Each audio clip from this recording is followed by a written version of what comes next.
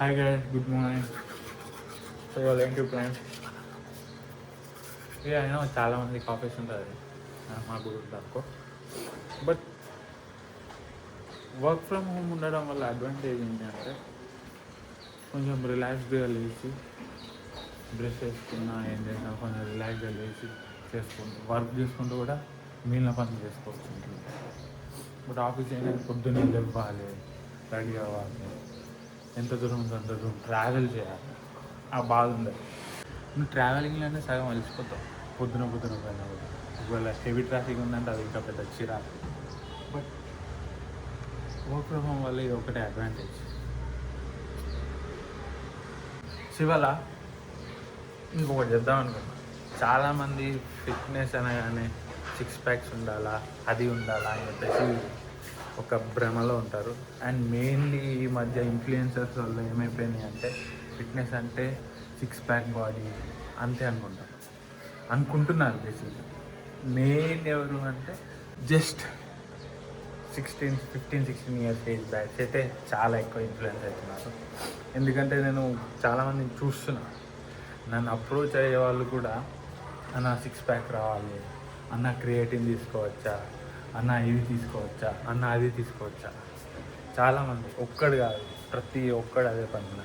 10 మంది నన్ను కన్సల్ట్ అయితే 2-3 తప్ప మిగిలిన బ్యాచ్ అంతా అంతే. ఇది ఎందుకు అవుతుందంటే అన్నెసెసరీ పబ్లిసిటీ.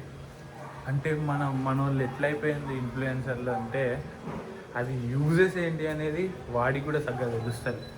తెలియకుండా ఇది తీసేసుకుంటే నాకు ఇంత మజిల్ వచ్చింది, ఇది తీసేసుకుంటే నాకు ఇంత బాడీ వచ్చింది అని అన్నెసెసరీగా ప్రమోట్ చేస్తున్నారు.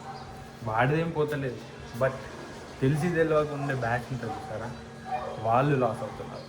సో బేసిక్గా ఏంటంటే అంటే 15-16 ఇయర్స్ బ్యాచ్ వాడికి క్రియేటిన్, అది బీసీడబ్ల్యూ అని అదని ఏం అవసరం లేదు.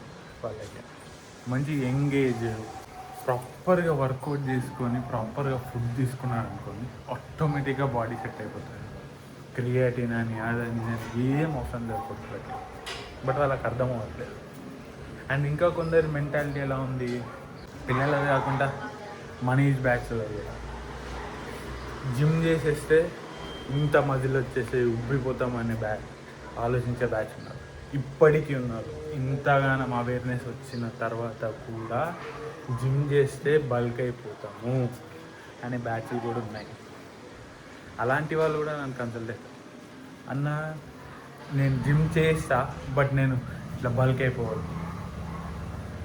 బాస్, జిమ్ చేయడం వల్ల మజిల్ అనేది టోన్ అవుతుంది, బాడీ టోన్ అవుతుంది, ఫ్యాట్ లాస్ అవుతుంది, అండ్ ప్రాపర్ డైట్ అవన్నీ ఉన్నాయి అనుకోండి, మంచి లుక్ వస్తుంది తప్ప మీరు మన బాడీ బిల్డర్స్ చూపించినట్టు అలా అయిపోరు. ఓకేనా?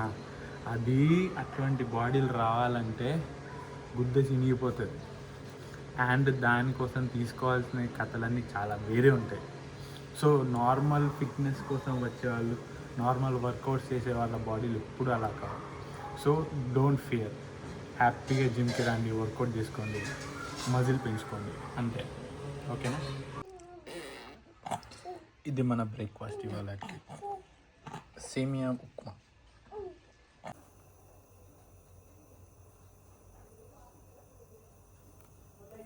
లంచ్ అయిపోయింది, దోసకాయ తింటున్నాను. లంచ్లో రైస్ అండ్ చికెన్ తిన్నాను. దోసకాయ and carrot for veggies. Okay, 100 grams more than that. And 1 hour break, lunch break. So ఈ గ్యాప్లో నేను ఒక సిరీస్ కూడా చూస్తున్నాను తినుకుంటా. See you guys. Office work అయిపోయింది, క్లయింట్ వర్క్ అంటే కంప్లీట్ అయిపోయింది, డిన్నర్ చేసాను, ఇక స్లీప్ వేసేయాలి. ఇవాళకి ఇంతే గైస్, సీ యూ టుమారో.